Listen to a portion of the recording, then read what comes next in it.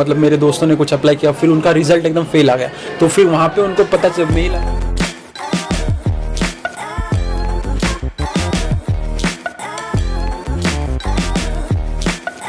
Hello guys, once again welcome back on the video. तो भाई आज की वीडियो हम बना रहे हैं एक यूनिवर्सिटी के अंदर बैठ के, और मेरे साथ यहाँ पे एक स्टूडेंट बैठे हुए हैं जो इस यूनिवर्सिटी से नहीं है, दूसरी किसी यूनिवर्सिटी में पढ़े हुए हैं, और अभी अभी उन्होंने अपनी डिग्री कंप्लीट करी है तो और जॉब ढूंढने में लगे हुए हैं, और आज इनका इंटरव्यू भी है। लेकिन उससे पहले हम इनसे बात करने वाले हैं यूके के बारे में। अगर कोई यूके पढ़ने के लिए आ रहा है तो मतलब क्या क्या चीज़ों का ध्यान रखना चाहिए। तो व्हाट्स योर नेम भाई? माय नेम इज़ राजन पाटिल और मैंने मेरी डिग्री कंप्लीट की है बॉर्नमाउथ यूनिवर्सिटी से। Okay. और मेरा कोर्स था एमएससी इंटरनेशनल मैनेजमेंट। ओके। सो तो राजन भाई, आप इंडिया में कहाँ से हो? मैं इंडिया में पुणे से हूँ। मैं मतलब प्रॉपर मैंने पढ़ाई पुणे से की है, बट मेरा प्रॉपर गांव है उस्मानाबाद में, कड़म तालुका। ओके। हाँ, तो मैं मतलब प्रॉपर मतलब ऐसे बड़े टाउन से नहीं हूँ। ओके, छोटे मतलब छोटे गांव से। छोटे गांव से ही हूँ। Okay, nice. तो मतलब जब यूके पढ़ने के लिए आए हो, उससे के टाइम पे आपने दूसरी कंट्रीज के बारे में भी एनालाइज किया होगा कि भाई ऑस्ट्रेलिया, कनाडा, यूके। तो मतलब एट द एंड यूके कैसे डिसाइड किया? So basically I was planning for Canada. Okay. And later on I was like, oh, means there is lots of cold there. So somehow UK started the PSW. So that's why I moved towards UK. So UK was not in my list. Okay. तो मतलब पता है, एक strange fact मैं बताऊं कि भाई मैं जनरली जिनसे बात करता हूं ना, वो सारे स्टूडेंट्स मोस्टली यही कहते हैं कि भाई हमने जो प्रिपेयर कर रहे थे ना, हम कनाडा के लिए कर रहे थे, तो कनाडा नहीं जा पाए, कनाडा में कंडीशंस किस इस तरह की थी, तो हमने यूके डिसाइड किया। तो यूके डिसाइड किया। अब अभी जो कोर्स कर रहे हो आप, ठीक है, इंटरनेशनल बिजनेस मैनेजमेंट, वो कैसे डिसाइड किया? मैं एक बड़ा एक्सपोजर ढूंढ रहा था जो मैनेजमेंट की फील्ड में। तो मेरा जो एजेंट था उसने मेरे को प्रेफर किया कि चलो बिजनेस इंटरनेशनल मैनेजमेंट जो है, जो वो यूके में काफ़ी हद तक अच्छा है। बट यहाँ पे आने के बाद मुझे पता चला कि यहाँ पे सारे लोग तो बिजनेस मैनेजमेंट में ही है। तो इसीलिए थोड़ा सा मैं वहाँ पे कंफ्यूज हुआ वो टाइम पे। बट फिर भी अभी कोर्स लिया था, तो I don't want to change that. So उसी साथ मैं कंटिन्यूस तक हुआ और कंप्लीट की मैंने ऑलमोस्ट। Okay, nice. और भाई अभी आप ना काफ़ी सारे लोग ये भी सोच रहे होंगे कि यार जो अपने पटेल भाई हैं ये सूट बूट में क्यों बैठे हुए हैं। तो मैं आप लोगों को बता दूं, क्योंकि यहाँ पे ग्रेजुएशन सेरेमनी थी यहाँ पे इस यूनिवर्सिटी में, और इनके जो साथ इनके एक फ्रेंड, उनकी ग्रेजुएशन सेरेमनी उन्होंने पार्टिसिपेट किया था।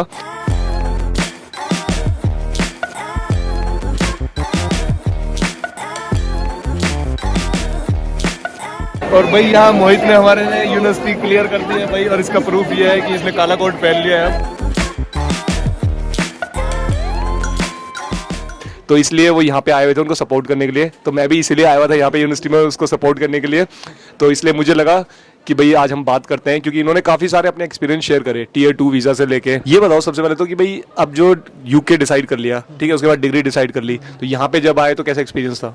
सो जब मैं पहले बार यहाँ पे आया तब मतलब ऐसा था कि PSW मिलेगा या नहीं, फिर मेरा कोर्स कैसा होगा, मैं कोर्स अच्छी तरह से कंप्लीट कर पाऊंगा या नहीं, क्योंकि ऑब्वियसली पूरा सिस्टम इंडिया से और ये यूके का पूरा सिस्टम डिफरेंट था।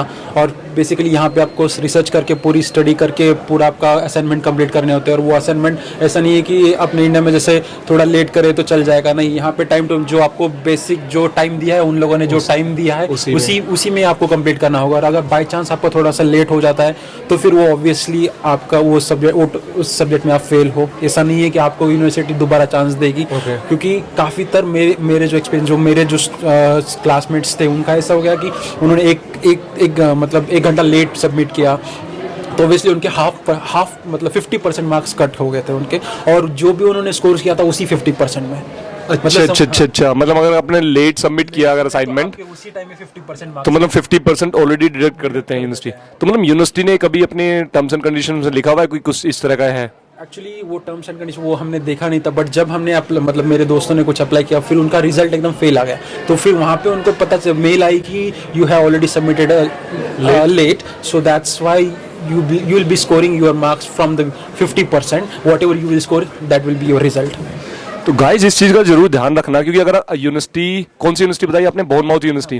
तो अगर आप उस यूनिवर्सिटी में हो, डेफिनेटली अगर आपने अपने असाइनमेंट को लेट सबमिट किया तो 50% मार्क डिडक्ट हो जाते हैं। तो ये तो काफ़ी स्ट्रेंज है यार, मैंने कभी नहीं देखा था। ये नया कुछ है क्या? ये हमें भी मतलब एक शॉकिंग था, क्योंकि मैंने भी एक सब्जेक्ट में ऐसा ही किया था। फिर ऑब्वियसली मेरे एक सब्जेक्ट में 50 मार्क्स है, क्योंकि मेरी असाइनमेंट अच्छी थी, इसलिए मतलब प्रॉपर मेरा ऐसा, क्योंकि एंड टाइम पे मेरा प्लेगरिज्म ज़्यादा आया था। तो फिर मैं 1 घंटा ही मेरे पास बचा था, तो उसी बीच में मैंने कुछ तो भी कैसा तो भी सॉर्ट आउट करके, प्लेगरिज्म थोड़ा सा कम करके, वो कैसा तो भी करके मैंने submit, but it was late, so I got almost 50 marks. तो भाई ये तो डेफिनेटली, क्योंकि अगर 50% से काफ़ी सारे स्टूडेंट जो है स्कोर कम करते होंगे, ठीक है, फिर obviously वो तो fail फेल हो जाते हैं, और फेल हो जाते हैं तो डेफिनेटली वो उनको रीटेक होता है, वो सारे चक्कर होते हैं, तो उस चक्कर में उनको पीएसडब्ल्यू के लिए अप्लाई नहीं कर सकते, क्योंकि यूनिवर्सिटी बोलते हैं कि भाई हम आपको डिग्री नहीं देंगे क्योंकि आपने असाइनमेंट सारे कंप्लीट नहीं करे।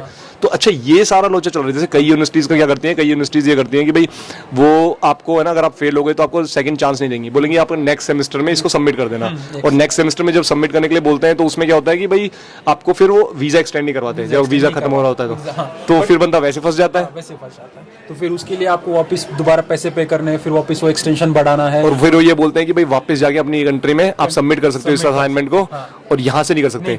और जो पीएसडब्ल्यू की कंडीशन है, शायद आपको पता हो कि भाई आपके पास वैलिड स्टूडेंट वीजा होना चाहिए at the time you are applying for PSW visa. तो इस बात को जरूर ध्यान में रखना गाइस, ये बहुत इंपॉर्टेंट चीज़ है, बात सीरियसली इंपॉर्टेंट है। और अगर स्टूडेंट्स उस बात के साथ अगर रहते हैं तो ऑब्वियसली ऐसा नहीं है कि मतलब उन्हें मतलब प्रॉब्लम्स होगी। अगर वो प्रॉपर अपना कोर्स कंप्लीट करते हैं, प्रॉपर फोकस करते हैं, ना कि किसी पार्ट टाइम में ज़्यादा इन्वॉल्व होके ये करके, अगर अपना फोकस कोर्स के ऊपर करते हैं तो obviously they will be successful and they will get a PSW. फिर अगर जैसे कंप्लीट होते हैं तो फिर कोई प्रॉब्लम नहीं है पीएसडब्ल्यू के बाद। एक चीज़ और जो स्टूडेंट्स को काफ़ी मतलब क्वेश्चन होता है स्टूडेंट्स का, वो ये होता है कि भाई यहाँ पे जॉब मतलब ये पार्ट टाइम जॉब कह लो कि भाई कितनी इजी है, यहाँ पे इजीली मिल जाती है, और अगर मिल जाती है तो मतलब कि किस तरह की पार्ट टाइम जॉब्स होती हैं। सो बेसिकली अगर मैं एक्सपीरियंस मेरा खुद का बोलूँगा तो ऑब्वियसली मैंने इंडिया में कुछ काम नहीं किया था। So it was a fresh new start for me. और ऐसा नहीं था कि मतलब हाल ही में लग जाता है अभी स्टूडेंट्स को देखते मतलब जॉब ढूंढने में टाइम तो पहले इनिशियली में टाइम लगता है, चलो मान लो 2-3 महीने, बट ऐसा नहीं है कि आप मतलब उस जॉब के ऊपर डिपेंड रह सकते हो। मतलब पार्ट टाइम जॉब मिल जाती है, मतलब इजीली अवेलेबल है, इजीली अवेलेबल है। लेकिन अभी जो नंबर ऑफ स्टूडेंट्स हैं वो काफ़ी आए हैं, तो ये मैंने भी सुना है काफ़ी कुछ जगह में कि थोड़ी बहुत प्रॉब्लम हो रही है क्योंकि स्टूडेंट्स काफ़ी आ गए हैं तो पार्ट टाइम जॉब का। लेकिन अभी जो नवंबर दिसंबर का जो टाइम होता है, इस टाइम में तो काफ़ी सारी पार्ट टाइम जॉब्स अवेलेबल होती हैं, तो डेफिनेटली इट्स ईजी। और एक चीज़ और कि भाई यहाँ पे जो पढ़ाई का जो सिस्टम है, मतलब क्वालिटी ऑफ एजुकेशन या फिर जो आपकी यूनिवर्सिटी में स्टाइल किस तरह का है, वो डिफरेंट है इंडिया जैसा है? ऑब्वियसली ये तो टोटली डिफरेंट है। अच्छा, सो ऐसा मतलब अभी इंडिया के साथ कंपेयर करें तो मतलब यहाँ का थोड़ा सा ऑब्वियसली थोड़ा सा रिच स्टाइल, मतलब जो यहाँ के लोग जैसे करते हैं वो वैसा अपन फॉलो करके आते हैं। और obviously we will get that kind of guidance from our university also that you should be prepare like this.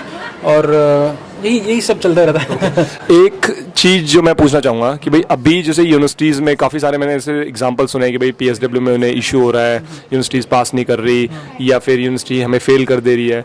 तो व्हाट यू थिंक कि भाई यूनिवर्सिटी जो है स्टूडेंट्स को, do you think is a fair treatment हो रहा है या फिर यू थिंक इज़ अनफेयर?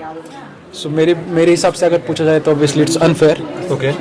क्योंकि अगर suppose I just want to give one example. So suppose if someone is doing his assignment on time and in a proper way, but then also those students are getting failed. Don't know the reason behind that, and after that they are like universities telling them that you haven't done it proper way. Because they have already reached with their professors, but they haven't got proper feedback from the professor. So this thing had happened with one of my friend, and she was failed 2 times from in that same course, same subject, because she already reached out with the professor and professor was not replying in a proper manner. So the deadline was that she submitted her assignment, and then also she got failed. And later on she got another retake exam, and that was kind of bit struggling for her. तो ऐसे अगर कोई student है जिनको ऐसा fail हुए हैं, मतलब अच्छे असाइनमेंट सबमिट करें हैं या मतलब किसी में बहुत अच्छे मार्क्स आए हैं और किसी असाइनमेंट में फेल कर दिया गया है, so definitely we will bring those kind of students on our channel as well. आज उनसे पूछेंगे कि भाई किस तरह से क्या असाइनमेंट में कमी थी या क्या था, और अगर कोई ऐसा हो तो मेरे साथ कांटेक्ट में करवाना, and definitely will speak with them. I have seen it, that's why why confidently I'm saying that yeah, obviously I know this. अच्छा, अब जो यहाँ पे अब आपने डिग्री कर ली, अपनी डिग्री कंप्लीट हो गई है, now you are going ahead for your job search या फिर अपनी Tier 2 या स्पॉन्सरशिप रिलेटेड जॉब, तो उसके लिए क्या चल रहा है, मतलब क्या इजी है मार्केट या किस तरह से क्या सर्च आउट कर रहे हो? सो बेसिकली अगर मैं देखा जाऊँ तो मैं अगर जब मेरा कोर्स चल रहा था उसी टाइम पे अगर मैं मेरी प्रॉपर जॉब के टाइम पे अगर मैं ध्यान दे के फोकस करके कर सकता था तो I think the process would have been a little bit easy for me. और जैसे अगर मान लो मैं अभी मेरा प्रॉपर जॉब के सर्च के पीछे पड़ा हूँ तो ऑब्वियसली मेरे को कॉल्स आ रहे, बट जो ये कॉल्स मुझे 4 महीने पहले आ जाने चाहिए। तो मतलब आपने शुरू से वो ध्यान नहीं दिया, शुरू से ध्यान तो इसलिए नहीं थोड़ा दिया, लेट हो गया। अगर थोड़ा सा तो मतलब late जो हो भी स्टूडेंट यहाँ पढ़ने के लिए आ रहे हैं, आप उनको यही कहोगे कि भाई आते ही अपने जॉब सर्च में या फिर अपने सीवी को प्रिपेयर करने में लग जाओ। तो ये एक सजेशन होगी फिर जो आप स्टूडेंट्स को देना चाहोगे। 2020 वर्सेस जो अभी रिसेशन आया है उसके चक्कर में आपको लग रहा है कि यहाँ पे महंगाई हो गई है? महंगाई अगर मैं बोलूँ तो जब मैं 2020 में आया था तब I would have rented my room around 350. Okay, But now the rent is around 450, 500. That was small room. अच्छा खाने पीने की चीजें, चलो ये तो रूम की, क्या पता आप लोकेशन चेंज करते हो, खाने पीने में अगर कोई ऐसा एग्जांपल?